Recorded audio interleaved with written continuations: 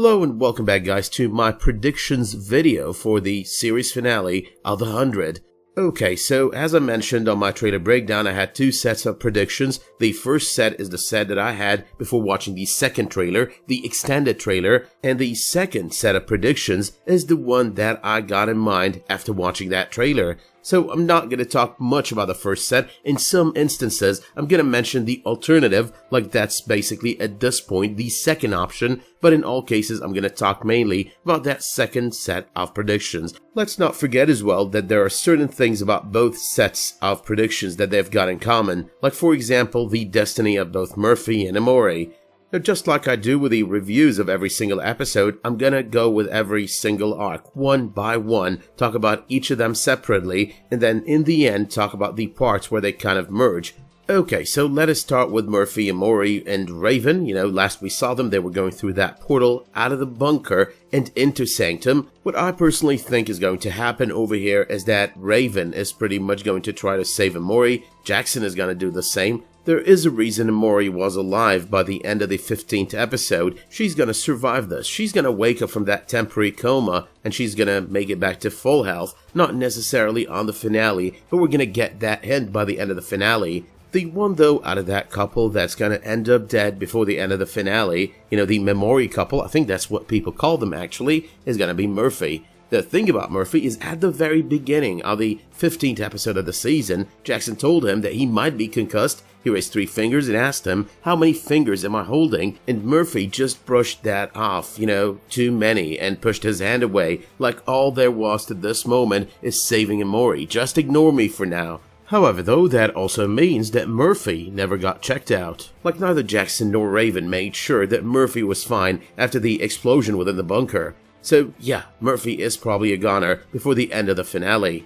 So let me sum that up real quick over here and then move on to the next arc of this episode, or continue the part with Raven. Emori is going to be safe, she's going to wake up, she's not going to be in the best condition, but it's going to seem like she's improving, and she's probably going to end up improving over time, but nonetheless Murphy's going to be happy, but soon after, he's just going to collapse, and he's going to end up dead. Now before I circle back to Raven and my predictions about the continuation of her story on the finale, let's talk Sheidheda for a second. Now Sheidheda is going to make it back to Sanctum. He's going to go through the anomaly. But he's not just going to try to continue as king or be king at that point. He's still the evil guy that we know, but that's not the objective at the moment. He's gonna have no kingdom if Belcadigan succeeds. It's all going to end. So he is going to raise an army. He's gonna unite the clans, the crews, make sure that he's got one hell of an army. In the meanwhile, Raven is going to head with Nikki to the bunker, this time to the pit, to save the remaining group that was there with them in the bunker. Miller, Jordan, Hope, Gaia, and Indra. Probably as well, they're going to get Echo and Nyla, and they're going to head back to Sanctum. This is pretty much where everyone is going to meet up. Sheidheda and his army, the Eligius prisoners, Raven, Indra, Gaia, Miller, Jackson, that entire group, and they're going to start planning what to do on the other side. Now at this point, it is the smart conclusion to come to that whatever they do when they try to go to Bardo, someone is going to be waiting for them on the other side, and if they see an army walking through that portal, they're just going to start firing away. Now at that point, we're going to get that question that Miller poses on one of the 2 trailers for the finale of the season, all about not having a plan that does not get them killed. And at that point as well, Jordan is gonna talk about that plan that he's got. The plan that's gonna make his father proud. He's pretty much gonna use something like an EMP to kinda stop everything, especially the suits of the disciples, like use them against the disciples, but without killing anyone. And that's when they're gonna be able to march their armies through the portal, get to Bardo, set up, and be ready to either stop these guys from fighting them, or have to fight them back. It is just all about, Jordan's plan. It is all about a temporary distraction. Okay, so this takes us far enough into everyone arriving on the Bardoan side to fight Belcadigan and his disciples to stop Belcadigan, but there's the other side of the story, the Madi, Octavia, Clarke, and Levitt side. So pretty much post the ending of last week's episode, they're gonna try to get to Belcadigan, try to stop him from opening that portal and getting through that portal. As per the trailer, when they arrive at the bridge room, they're gonna find that the portal is open, which also means that Belcadigan has gone through. he's either about to take that test at that moment or he's already started. Now, at that point, I think Clarke might end up giving up, like she's gonna head back to Madi. You know, that scene from the trailer, I failed you, I failed everyone. Or that scene might be a scene that comes later on. She might just go through that white portal. But the chances are she's just gonna give up for a moment. However, though, I think she's gonna end up realizing, okay, you know what, this guy forced us all into him taking the test. I mean, he decided on his own that I'm gonna represent the entirety of humanity. I'm gonna go through and try to pass that test. Now, it is possible in Clarke's current condition that she's not going to be able to think of that option, but someone else is going to induce that feeling into Clarke, and that possibility I'm thinking over here is Raven. I think the statement that Raven makes on the trailer, you know, all about being selfish, being violent, but surviving all this time, I think that statement is about one of three things. Number one, there is the possibility that Nikki is still angry at her. Nikki is not willing to cooperate at first, but she is going to convince her by talking about that. You know, we've been bad, we've been violent, we've been selfish, all of us, but in the end, we were all doing it for survival. So yeah, I didn't mean to kill Hatch. I didn't want to. I feel bad about it,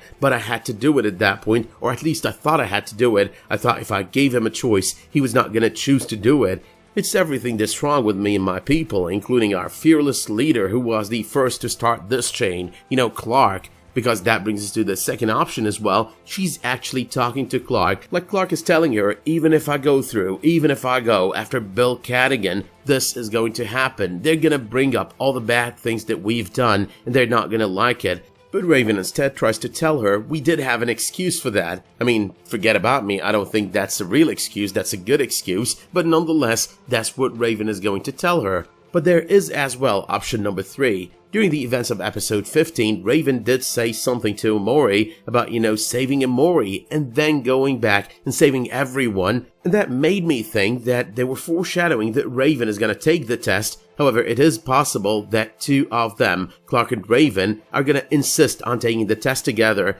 And that is actually part of Raven's defense of what they did over the years. I mean, she's there, Clarke is there, Clarke is defending her Mountweather actions, and Raven is defending pretty much all their actions. But yeah though, in the end, Bill Cadigan went through or not, Clarke is going to be the one to take the test. Raven is a possibility, like it's going to be a duo. I mean, that's a low possibility, but still a possibility. But okay, let's drop the test for a moment and then circle back to it later on, like the results and the outcomes of that test. Let's focus on Sheidheda for a while. Now, I do think that Sheidheda is going to die on this episode. I mean, he's one of two big villains on this season, so chances are that's happening on that episode. I think Sheidheda might talk to Indra before he dies, like she's the last person he's going to talk to. It's not going to be Octavia, it's not going to be Indra, it's not going to be Gaia or Madi that kills him. He's just gonna die in war. And I think that's exactly the objective, that nothing is black and white. I mean, Sheidheda is definitely a villain, more a villain than a good guy,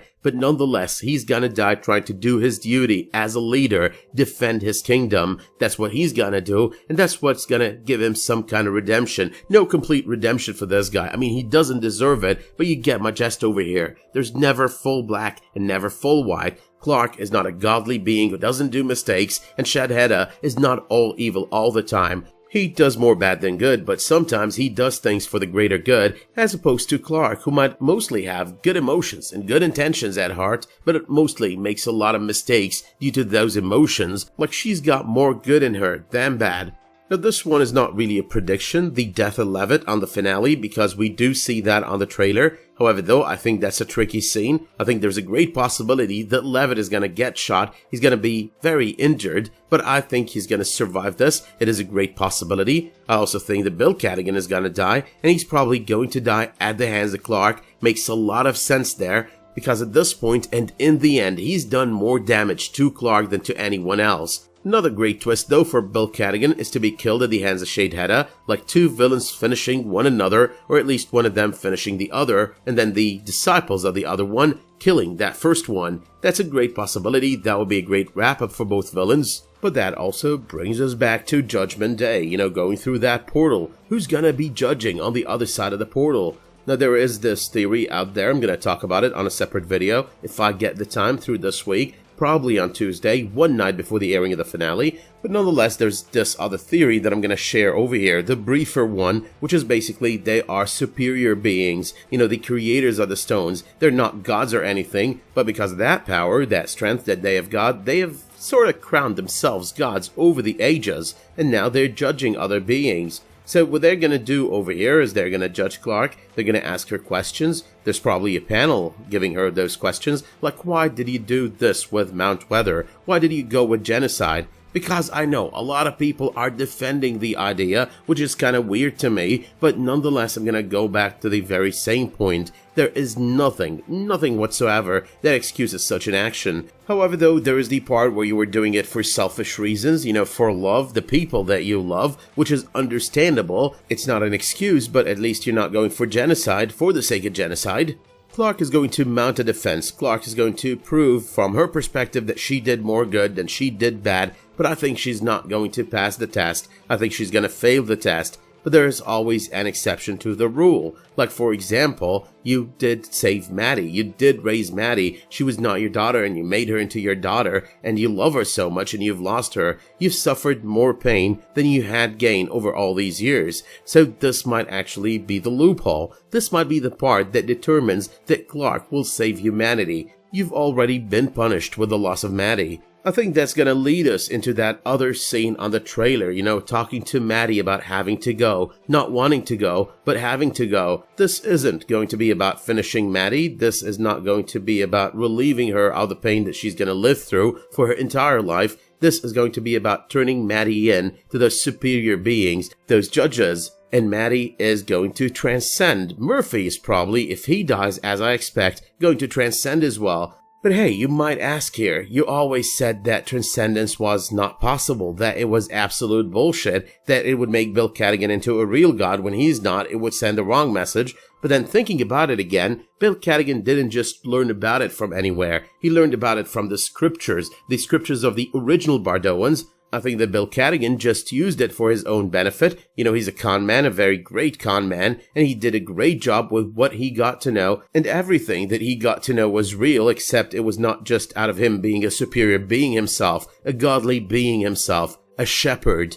So yeah, because Clarke was the leader all along, because she made a lot of bad choices, but she's already gotten her punishment in the form of what happened to Madi on the 15th episode of the season. She's gonna be sort of forgiven, like humanity is gonna be given another chance to be judged later, and Madi is gonna be turned in to transcend. The biggest punishment for Clarke is Madi dying in this life. The biggest punishment for Clarke is for Madi to be alive in that transcendent form, that light form, but most definitely not alive in the common sense, not alive with her, next to her, close to her, not alive wherever Clarke is at. But I'm leaving best for last though, the other scenario, and I think this scenario might actually be more plausible here. I mean, on the trailer we do see the Ark. The only thing that I didn't notice at first glance, but people kind of brought my attention to, happens to be that Polaris is actually attached to the Ark. Now, we know from the history of the series that this never happened, that Polaris got shot into pieces, that no one survived, that it never docked into the Ark,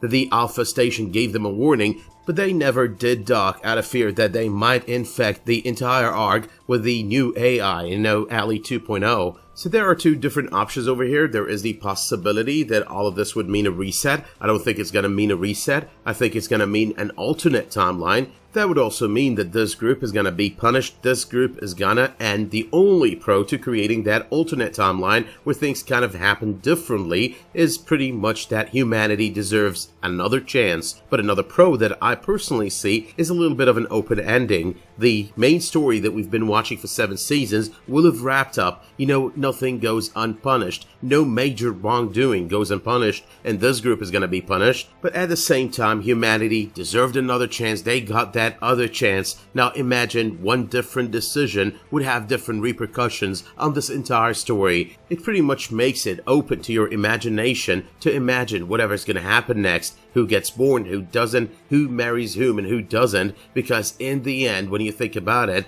we're going to have 13 stations now united in the Ark, and that means that different things could come out of that. But that would explain the farewell or the goodbyes that Clarke is giving Madi. But okay though, to add a few more points, number one, the ending is not going to be rushed. The finale is not going to be rushed. what I explained in 10-11 minutes over here is going to take an entirety of 43 minutes and is going to wrap up everything. Number 2, by everything, I do mean every open arc, but I definitely do not mean everything.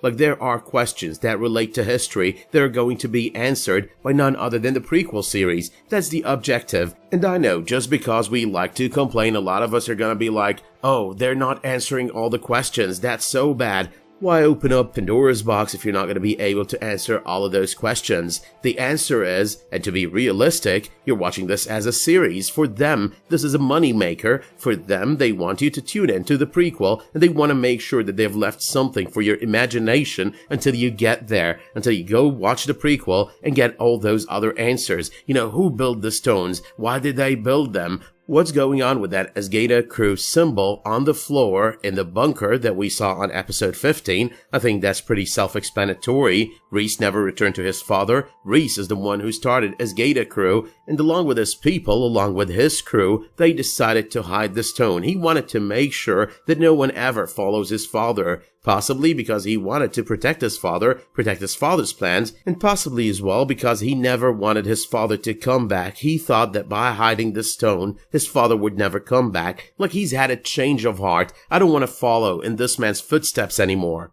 That having been said, my work here is done. Let me know in the comments down below what you thought of those predictions. Let me know what your own predictions are. Let me know as well if you did like this video by dropping it one of those much appreciated likes, subscribing to this channel, and make sure while you're at it to enable notifications in order to get updates whenever I upload a new video, publish a new community post, or start a new live stream.